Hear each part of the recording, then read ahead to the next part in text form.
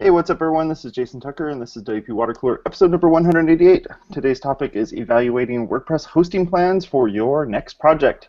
Let's go around the room real quick and get everyone introduced. Over on the far left, Bobbie, tell us all about yourself. You'll need to unmute yourself, too. There you go. Well, that's good, yeah. So, WordPress developer for a long time, and happy to be back on the show. Hi, everyone. Awesome. What about you, Chris? My name is Chris Lema. I am unemployed and potentially unemployable, at least that's what my friend says. And I blog over at chrislema.com. Nice. What about you, Drate? I'm Drate Berry. I'm the founder and lead engineer of Oso Studio, a WordPress development shop in Austin, Texas. Sweet. John, how about you? John, tell us about yourself, sir. Is that John? Oh, the other John. Which John? McMullen? John. McMullen. Yeah, McMullen. All right, I'm McMullen. I'm the lead developer at WP.land and a longtime developer and WordPress developer as well. Sweet. Mr. Brown, how about you? I'm John Brown. I run a custom WordPress web development agency called 9 Seeds. Also riding high off of a startup weekend event last weekend, and a little bit slow and tired from that, but super stoked. If you've never done startup weekend, go check them out. Yeah, it sounds like fun. Russ, what about you? What's up? My name is Russ. I run WordCamp Vegas, happening in October 8th and October 9th, and I just started a new job with Web Dev Studios. Sweet, congratulations. They're letting you be on here. Yeah. Wow. What about you, Say? That's exciting. I'm Say Reed. I make WordPress, teach WordPress, preach WordPress, love WordPress. I'm also low energy, but because I was off the grid for 3.5 days walking up mountains, so that was really fun. That's all I have to say. At Say Reed Media and all the things. Kisses. Mwah. Steve, how about you? I'm Steve Zehngut. I'm the founder of Zeek Interactive, and I run the OC WordPress meetup. And I'm also on the organizing committee for WordCamp Orange County. And tickets go on sale tomorrow at noon. Do not say you weren't warned. They sell out fast. Yeah, that's going to go fast. I missed the speaker deadline. I'm so bummed. I was in the woods. It's fine. Wah, wah. Womp, womp. I'm Jason Tucker. You can find me over at jasontucker.us, and I blog over at WPmedia.pro. All right, folks. So let's talk a little bit about this. Before we begin, I want to just give a shout out to George for bringing this awesome topic to the table. George, George isn't here. Oh, Thanks, George. George, I was just going to have you define what web hosting is. He's Yep. So George is not here, so he's not able to help us out in any way. But he was the one that provided this great topic for a meetup. For meetup. That company, Jetpack. There we go. I got it. Yep. So let's talk a little bit about what we look for in WordPress hosting or website hosting in general, and what things are what things should people look at depending on the type of project that they're working on. Well, that's kind of the way that George. Yeah, hashtag it depends. I get it, but what is it that people should be looking for when they're doing this, or even looking at their project and going, my project does this, this, and this. I really need this. What do you guys think? Wow. I think the first metric, right, is traffic, which everybody thinks about. Yeah. Like they think, am I high traffic or low traffic? And actually, in the Advanced WordPress Facebook group, I posted a question a little while ago about what do you think is high traffic? Because we have people in that group and that listen to the show from all spectrums of scale of web development, right? And there are people who think hundreds of visits is high traffic, and others millions. So. And there's another way to ask that question is what could my traffic be later on down the line, right? Because that can help you determine whether you need a host that can scale with you. And what I always tell my small business clients, I'm like, if you don't know that you're going to suddenly be on the Ellen show, some blog post that you did gets picked up by something, and gets picked up by something, and then all of a sudden you have all this awesome, valuable traffic coming to your site for something that went viral. It's the dream. Then your site crashes because you have a crappy web host, you didn't notify your web host, So you at least need to have a web host that you can talk to and adjust things with. It may not be a crappy web host. It just might not be the right fit for the scale that you're doing at that point in time. That So is tactful. so much So nicer tactful. than what I said, Steve. It's often, just to be That clear, is great. it's often not a crappy web host. It's a crappy web choice when you decide to pick the $295 plan. So you have no one to blame but your cheap-ass self if you're going to spend $2 a month in hosting and then get upset when your post gets picked up by Reddit and you're like, oh, for $2 a month it didn't really hold up. So part of the I tell myself that all the time. Have those $2 expectations. Wow. And then 6 minutes in, awesome, good job, guys. part of the dynamic is figuring out what you need and what's reasonable for what you need. And part of the dynamic is figuring out, as Steve mentioned, if you do grow, if your needs grow, if you want to add more features or you want to add more scale, is it easy to grow with the host you're on, or are you suddenly going to be in a place where that host says, oh, we need to change you to a completely different offering, a completely different set of servers, a completely different infrastructure, and now you're facing downtime. So And some of by those the way, you're questions on are the really, hook for the migration. Yeah. really good to ask up front. John, that was a good point you just said regarding the migration piece. You know, a lot of people just think, oh, they're just going to flip a switch and then just have it, you know, make it happen.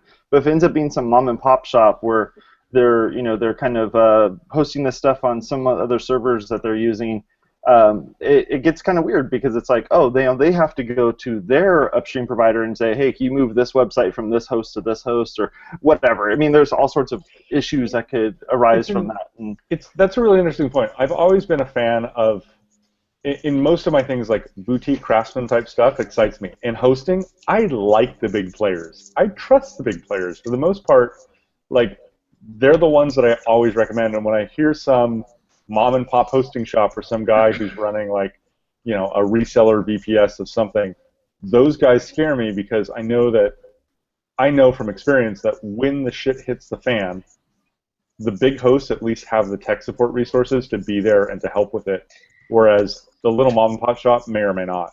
Let's be honest, though, the little mom and pop shop is just reselling. Like, they're not actually hosting their own infrastructure. There's not even any little mom and pop, you know, hosting shops left that do have that infrastructure that I've seen anywhere over the past, you know, 2 to 3 years. There used to be some.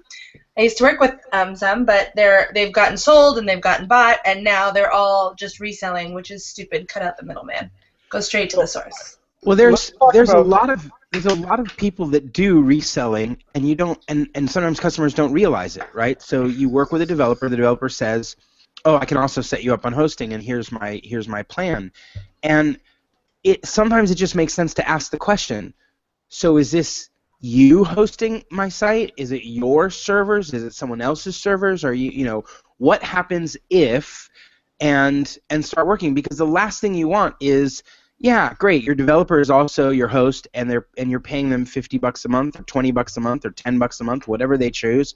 But then when something breaks, they're the first person who says, oh, well, it's not me, it's them, and you have to go deal with them, and they're the ones that are having problems. And all you get is finger pointing, right? So that's where I think what John's saying is really right on. Like, up? Uh-oh. Okay. Well, and not only that, but they don't have the infrastructure of, like, 24/7 support. Right. Which I want to segue into support's the other big part of hosting, right? Absolutely. I think that's the main plank of hosting, in fact. Hosting is the one thing you need that 24/7 support for. Years ago, I had built a site for a little local nonprofit, and it was on Bluehost, and it got handed over to another developer, and he really wanted to move it to GoDaddy, and his primary reason was he wanted phone support. Like, phone support was super important to this other developer. And then, ironically, like a month after moving to GoDaddy, he was calling me because he couldn't figure out stuff with GoDaddy. He wanted phone support, like, John. He told you he was up front and clear. You didn't realize he wanted phone support But from you. at least in my book, and by the way, those are both great hosts, in my opinion. They're all good. GoDaddy's a great host. Did you just say that out loud? I did. Like, I wouldn't have said that 3 years ago, but I do these days. Yeah. Have you ever actually called their support? Oh, I don't think their phone support's good. I wouldn't. Their touch phone support is sales. Just so you ever actually everyone knows out there, the solution to GoDaddy's problem is So not how to buy would you more evaluate GoDaddy. your WordPress hosting for your project? Because one of the things that consumers need to think about is what are the support channels and what are the hours and availability of support channels. I will take ticket-based and, like, my favorite is chat-based. Like, WP Engine just moved to a 100% 24/7 chat-based model, and it freaks some people out. I love it. It's the best fit for me. Great too. Because I it's think so talking to people on the and phone. so easy. I don't have to sit on a whole. SiteGround also has chat support. I think it's the most handy thing. Plus, you have a transcript, so you can go back. You don't have to remember what everyone said. You know, you can see what you're saying. You can take your time, articulate your responses. It's great. But let's be clear. Let's be clear. And I've said this a lot on the water cooler, right? Support is what sets apart a good host from a great host, right? And just because you get 24/7 support or chat support or phone support doesn't mean you're getting good support, right? Well, i.e. GoDaddy. And when I say good point support, there. I mean knowledgeable support, right? So you need a host that you can actually get on the chat with, get a support agent that actually knows what they're doing that can go fix your problem. Just having somebody you can call that doesn't know how to fix your problem is pointless. Excellent point. You are pointful. Thank you. You're welcome. This is something today I actually have some experience with. Amazing. One of the things that when you're talking about starting a new project, one of the things that I strongly advise, especially the folks I work with, is being very clear up front whether you're going to need support for e-commerce or membership sites, because you are dramatically changing the profile of your website. And most people don't get that because they think, oh, I just want to add this button, or I just want to add this little shopping cart, I just want to add something that is a little different. But what you have to understand is, in every other case, when you're just a plain brochureware site or blog, almost all of that content can be cached, which means it can be stored on servers where there's no need to hit the database, where performance can be mitigated, and where you can get a lot of traffic and not use a lot of server resources. But the moment you shift to a membership site or an e-commerce site, you're changing the needs and the profile of your website.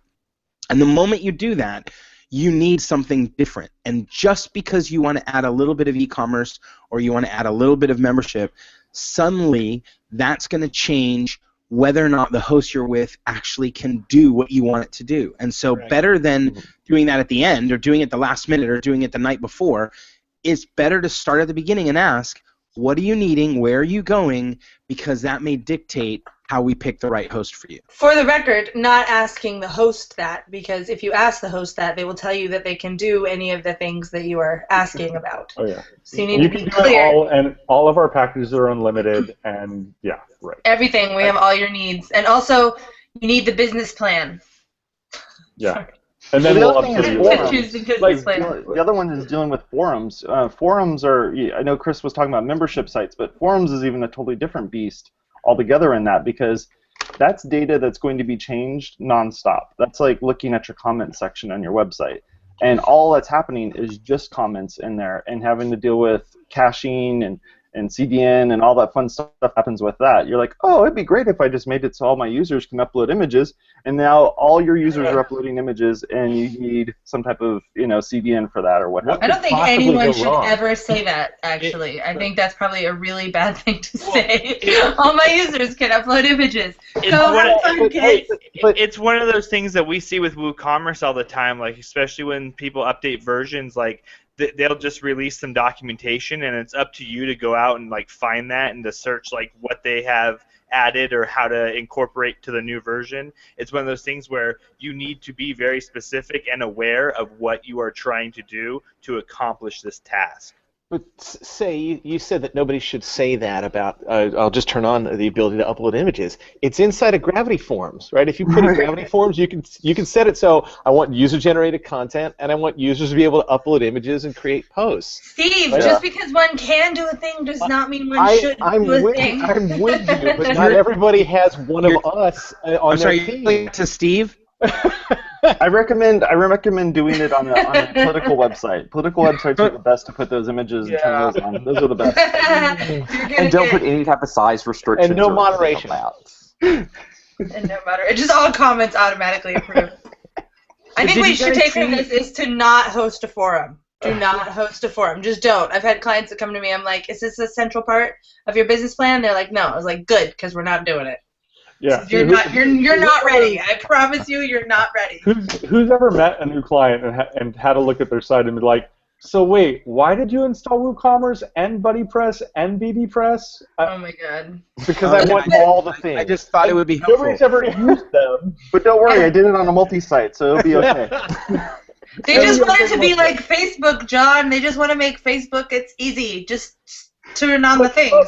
My website has all of the things. Nobody uses them, but it has all of the things. Did you notice the .org created an update to their hosting page? Yeah. Yeah. I noticed. Did you notice? Talking about John Brown, the other day we had a client with BBPress, and they upgraded the version, and something happened where we weren't seeing the post types in the menu bar, so we had to go through and use the repair tool. And because we updated WordPress and they didn't say yes, update the database, we had a hard time upgrading them to the newest version of BBPress. It's one of those things where they weren't aware of how to update, and the host is just caching everything without any kind of help. BBPress is a big plugin that you need to be aware of what you're doing when you're doing it. BBPress has a lot of moving parts. Whenever you get a plugin like that, or any sort of site that becomes more complicated, I know. Just because as soon as you get a site that has a lot of moving parts, thank you, Steve, like e-commerce or whatever, when it becomes more than just pages and posts, at that point your site becomes something you really need to map out, and you really need to be clear on what is going to be happening and where those gears are, because if you're not aware of that, then when you're trying to grow that or scale that, it's just going to all crumble. So it's really important to, as soon as, well, even with a just simple site, you should have a nice mapped out site too, but you have to have one when you go past that. Say Reed and I at WordCamp Reno 2013, we actually talked about building your site is like building a house and like prepping it on a wall or writing it down before you build it. I always prep my houses on walls. I do too. That is what I... the other thing that I think is actually really important hosting-wise, I've actually had a lot of clients with this issue lately, is the bots. The bots are out there, and the bots will eat up your data allotment. Have you guys been having this problem? Yeah. I've been having this problem with a lot of different sites that weren't necessarily, they didn't have a robots.txt file or whatever. They weren't like fully guarded. A couple like the drawbridge was down, so they got basically just not infested. Nothing was attacked. They're just making tons of requests, pull, and it tapped out the data allotment on a couple clients' sites actually. So that was pretty interesting. Data allotment. Data. What's it called? Yeah, data bandwidth transfer. Data transfer. Thank you. So those bots were consuming they were making, yeah, they were like pulling, and so they were all really excited at first. They're like, oh, you have tons of traffic, and I was like, don't think that's what happened. And they're like, just kidding, it was bots. So that was fun. There have been a few denial of service attacks going that way just because of the fact that there was no robots.txt file set up correctly. Yeah, you really, regardless of what you've got going on, you need to have that happening, because what you really don't want is things that are external to your actual business plan, which is, I think, what my point was here.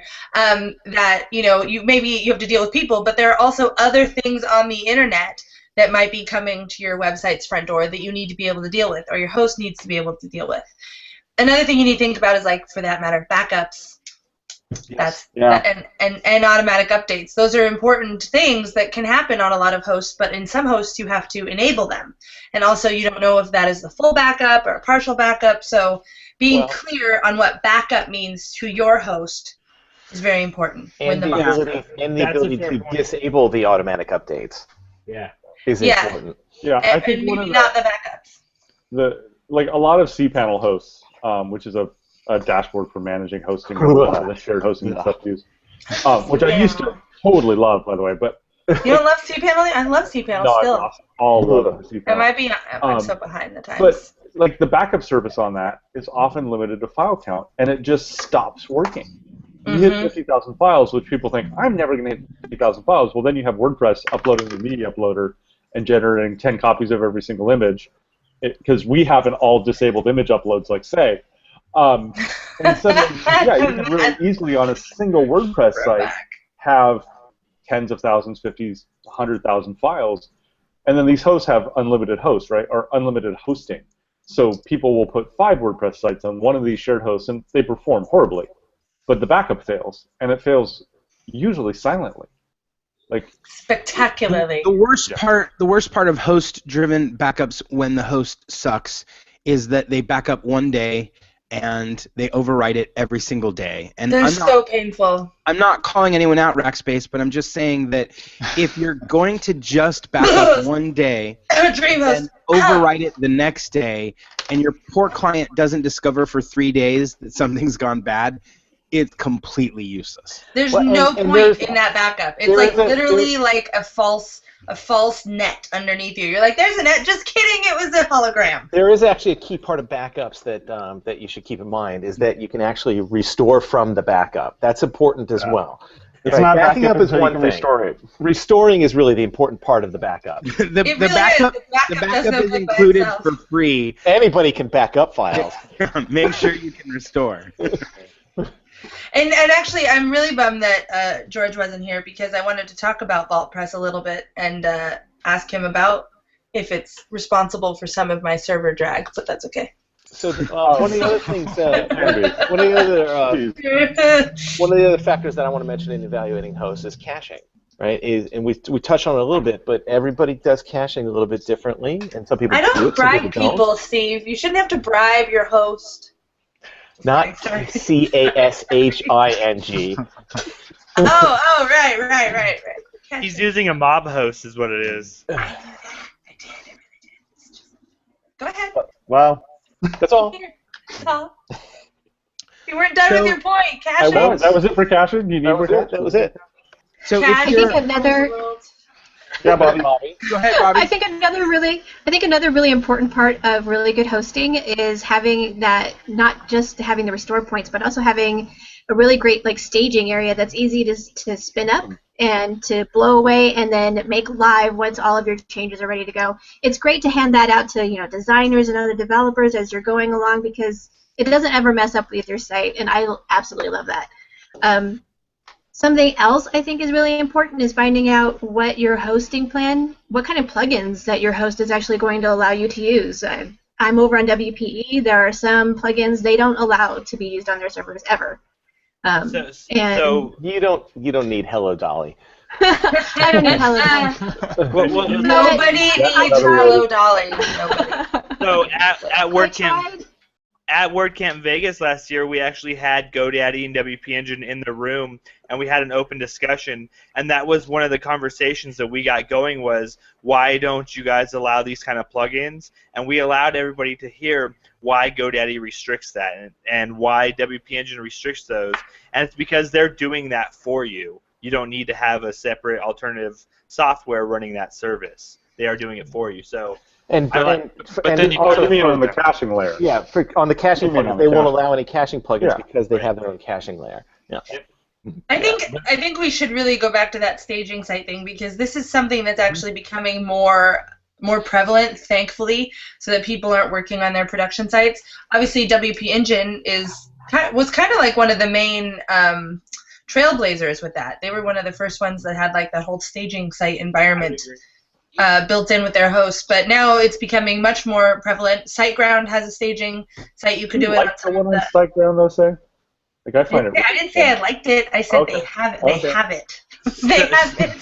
So does Flywheel. So does Pantheon. I really like Pantheon's system where content can only go down and code can only go up. And they have Pantheon. Pantheon actually has a dev, a test, and then a local. So it's actually really cool. Nice. It's one of the things that frustrates me on WP Engine. Just we love them, we really do, but the production and staging only actually causes us some problems because we have enough clients that need a staging site that we're always running a separate dev instance these days. So We do Pantheon's ability to have dev, staging, and live is really a nice thing to have 3 And tiers. Yeah, for sure. If you talk to them, I think there's some ways to make that a little easier. You may want to chat On with WP them. Engine. Yeah, one of the support guys pointed out that they have this cloning tool, and you can actually clone anywhere. Like, Yep. we know this, you could just clone to your staging, but it's like, no, you can just clone an existing site to another template So installer. there's some cool stuff there to check out. But I think the one thing that caps a lot of what we've just been describing over the last few minutes, whether you're talking about Pantheon, or you're talking about WP Engine, or you're talking about SiteGround, or who else did we cover, right?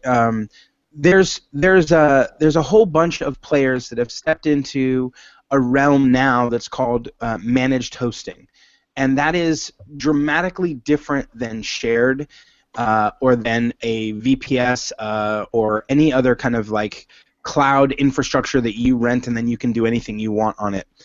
If you are in DevOps and you know what that means because you're in it, then you can do whatever you want. But if you don't even know what DevOps, do whatever you want. If you don't know what DevOps, if you don't know what DevOps is, right? There's probably a good reason for you not to be that.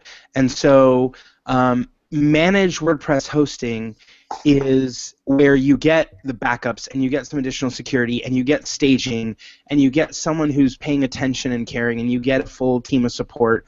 And that's where it becomes paying attention really. and caring is something that is really important in a host. It's a lot more helpful if you're working with a host that has a managed offering. McMullen wasn't paying attention. It's all right. It's all right. Continue. One of the other things that I look for in a host, because I'm a developer, is Git access. Yeah. Not all hosts offer it. Always looking to get access. No. GIT. And also with developer access would be, I know one of the things that we've run into recently on a couple of hosts has been what PHP modules they actually have enabled. That was something we ran into with WP Engine. They've got a couple of things that were enabled on another client's host, and then it wasn't whenever we moved them over, and so things started breaking. And so if you have a module that you know you have to use, making sure that whatever host you're looking at will actually support that. And that's on the developer side. On the end user side, you may want to look at, do you need email support? And by email support, I don't mean you being able to send email to them. I mean, does this host provide you with email accounts? SiteGround does, GoDaddy does. There's a handful that do, but there's others that don't, right? And if you want that whole keep it all together and my email is connected and I don't want to have to configure other, MX records and pointers, whatever, you may want to pick a host that actually supports having email accounts with them.